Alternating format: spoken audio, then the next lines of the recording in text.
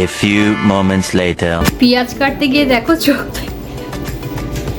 চোখ থেকে জল বেরিয়ে গেছে, পেঁয়াজের যা ঝাঁজ। আর এদিকে আবার লেবুর খোসাগুলো রেখেছে, খাওয়ালাম, লেবু খাইয়েছি, আবার এই লেবুর খোসা এগুলো দিয়ে না ভালো একটা ফেস প্যাক বানানো যায়। আগে বিয়ের আগে এটা বানাতাম জানো তো, মা এটা শুকনো করতে দিত, তখন তো আর এত সংসারের দায়িত্ব ছিল না, শুকনো করতে দিত রোদে, আর শুকনো করা হয়ে গেলে তারপর এগুলোকে ডাস্ট মাই করে দিত, করে আবার মুলতানি মাটির সাথে লাগাতাম, খুব ভালো, স্কিনের জন্য খুব ভালো। এই যে বাঁদর ছেলেকে দেখো, বাঁদর ছেলে। তোমাদের বাড়ির বাঁদরগুলো কি করছে? রাগ করো না বাঁদর বললাম বলে, ইয়ার কি করে বললাম, না না, তোমাদের বাড়ির সব যন্ত্রগুলো কি করছে জানাবে কিন্তু, কেমন?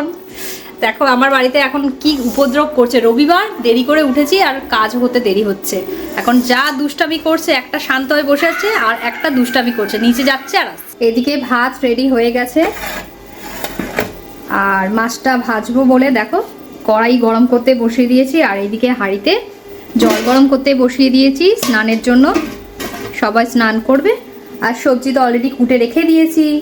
আর এটা কমেন্ট কেউ করো না যে এখানে সাদা তেলে রান্না হচ্ছে, হ্যাঁ ভাই আমাদের বাড়িতে সাদা তেলেই রান্না হয়, মাছ পর্যন্ত সাদা তেলেই ভাজা হয়, কারণ সর্ষের তেলে আমাদের সবার বাড়িতে খুব গ্যাস হয়, তাই মেনলি আমার সাদা তেলে সমস্ত কিছু রান্না হয়, সর্ষের তেল খেলেই প্রত্যেকের গ্যাস হয়, যতবার খেয়ে দেখেছি ততবারই গ্যাস হয়।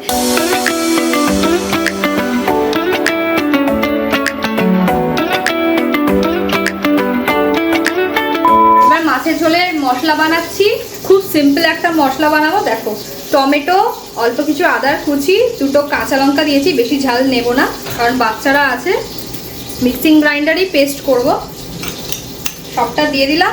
আর এর মধ্যে দুটো জিনিস অ্যাড করব, এক হচ্ছে ধনে আর দ্বিতীয় হচ্ছে জিরে। গুঁড়োটা শেষ হয়ে গেছে তো সেই কারণে আমি এই গোটাটাই দেবো, 1 চামচে গোটা ধনে দিলাম, 1 চামচে গোটা জিরে।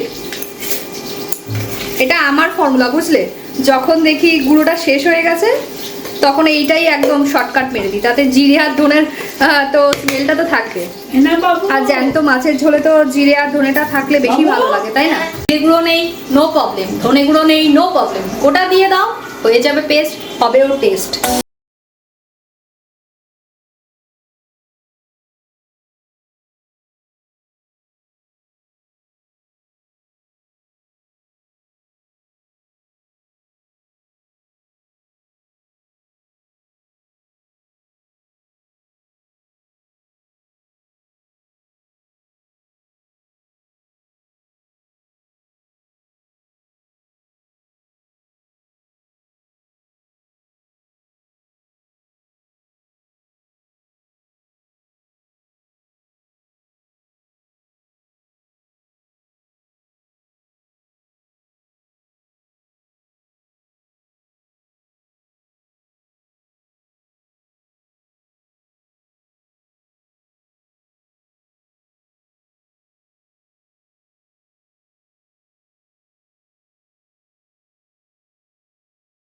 টন মারছিল ছুঁচোতে, আর আমি সবার শেষে স্নান করে ঠাকুর পুজো দিয়ে নিয়েছিলাম, এটা আমার রেগুলার কার একটা রুটিন বলতে। এই দেখো ঘড়িতে বাজে এখন 3:20, আর আমি এই জাস্ট স্নান সেরে উঠেছি, ঠাকুর প্রণাম করলাম, এখনো পুরো ভিজে চুল, আঁচড়াইনি, কিচ্ছু করিনি।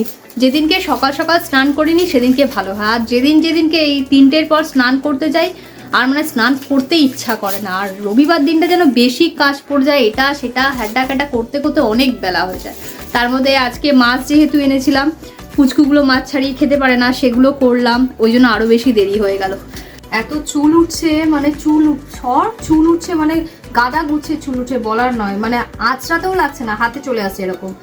তো বর এই ক্রিমটা কিনেছে, এটা প্যারাশুট, খুব ভালো, ভীষণ ভালো, এটা কোনো পেট প্রমোশনের জন্য না, এটা নর্মালি আমি ইউজ করছি, খুব ভালো, যদিও এটা মেনদের নয়, কিন্তু আমি ওটাই ইউজ করছি, খুব ভালো। এটাতে না চুলটা বেশ একটা ময়েশ্চারাইজারও হয়, আর সেই সাথে সাথে কি হয় বলতো, চুল অনেকটা যদি কোনো রকম তোমার এই থাকে, হেয়ার ড্যান্ড্রাফ থাকে, সেগুলো অনেকটা রিলিফ পাচ্ছি, তো আমিও মাঝে মাঝে লাগাচ্ছি, হেয়ার ফলও কমছে অনেকটা।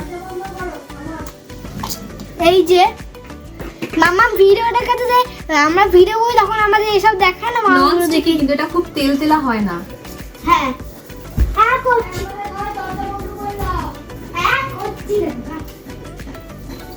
একদম অল্প কোয়ান্টিটিতে নিই, আমি বেশি নিই না, যদিও অল্প কোয়ান্টিটিতে নিচ্ছি তাতেই অনেকটা ভালো রেজাল্ট পাচ্ছি।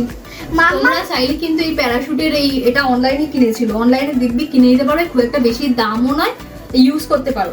যাদের হেয়ার ফল হচ্ছে যাদের হেয়ার ফল হচ্ছে, যাদের মাথায় স্ক্যাল্পে এই শীতকালে ড্যান্ড্রাফ হয়, তারা ইউজ করো, কিন্তু ভীষণ ভালো।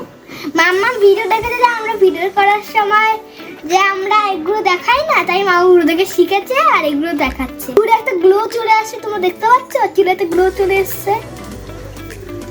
চুলে নাকি গ্লো চলে এসছে? বলো গ্লো চলে, গোলো চলে এসছে, গ্লো না গোলো চলে এসছে। আর এটা হচ্ছে মাম্মা মেনু হিরজিক। ব্যাস এইটুকুনি হচ্ছে আমার রুটিন। জাস্ট মুখে একটা ময়েশ্চারাইজার, চুলটা একটু শ্যাম্পু, কতদিন পরে শ্যাম্পু করলাম তার কোনো মানে নেই, মানে 2-3 সপ্তাহ ঠান্ডার ভয়ে শ্যাম্পুই করিনি। মাথার এই চাঁদিতে না পুরো কি বলবো, পুরো খুশকি ভর্তি হয়ে গেছে, এত বাজে অবস্থা। কাজ করতে করতে পাগল হয়ে যাচ্ছি, এই বাদরগুলোকে সামলাতে পাগল হয়ে যাচ্ছি, পড়াতে পড়াতে পাগল হয়ে যাচ্ছি, তার মধ্যে আর চুল উঠে উঠে টাক হয়ে গেছে। এই দেখো অলরেডি টাক করতে শুরু করে দিয়েছে, আগামী আর 2-3 বছর পরে এগুলো কিছু থাকবে না, পুরো ন্যাড়া। আজকে দুপুরে রান্না কি হয়েছে সবাই বললো। খাওয়া দাওয়া শেষ হয়ে গেছে, মা শুয়েও পড়েছে দেখো, আর এই যে এই দুজনের খাওয়া শেষ হয়ে গেছিল, আবার খিদে পেয়ে গেছে। কেক, চিপস, কুরকুরে, কি বলবো, আর চকলেট, হ্যানা ত্যানা এইসব কুকিজ, এগুলো পেলে না ওদের ভাত খাওয়ার পরও আবার খিদে পায়। এই হচ্ছে ব্যাপার। পেট ভরে ভাত খাইয়ে দেওয়ার পরও দেখো খাচ্ছে, দেখো মনে হচ্ছে না ভাত টাত খেতে পাইনি, ভাত খেতে পাইনি, আর যেটা খেতে হয়েছে আবারও খাচ্ছে। সবাইকে বলে দিলাম দেখো ভাত টাত খাওয়ার পরও আবার দেখেছো বলতে দেবে না তোমাদেরকে, এই কথা বলতে দে, খিদে পেয়ে যায়, ভাত খাওয়ার পরও খিদে পায়। কেক থাকলে, লেস থাকলে, কুরকুরি থাকলে, চিপস থাকলে, ক্যাডবেরি থাকলে এগুলো বেশি খিদে পায়। আপনার খিদে পায় না? না আমার খিদে পায় না। এবার তাহলে সবাই একটু রেস্ট নেবে, ওর বাবাও শুয়ে পড়েছে, বাবার শরীরটা খুবই খারাপ, রেস্ট নিচ্ছে, কারণ বিকেলবেলা ওর বাবা একটু বেরোবে, দরকার আছে কাজে। আর এদেরকে দুজনকে আমি শোয়াবো, না হলে এরা বাদরামি করবে, কাউকে শুতে দেবে না। তাহলে আজকের ব্লগটা কিন্তু এখানেই শেষ করলাম। তোমাদের কেমন লাগলো ব্লগটা অবশ্যই জানাবে কমেন্টে, ভালো লাগলে লাইক, শেয়ার, সাবস্ক্রাইব। তাহলে ব্লগটাকে আজকে এখানেই এড করছি। সকলে ভালো থেকো, সুস্থ থেকো, সাবধানে থেকো, টাটা। নেক্সট ব্লগের জন্য আবার একটু ওয়েট করো।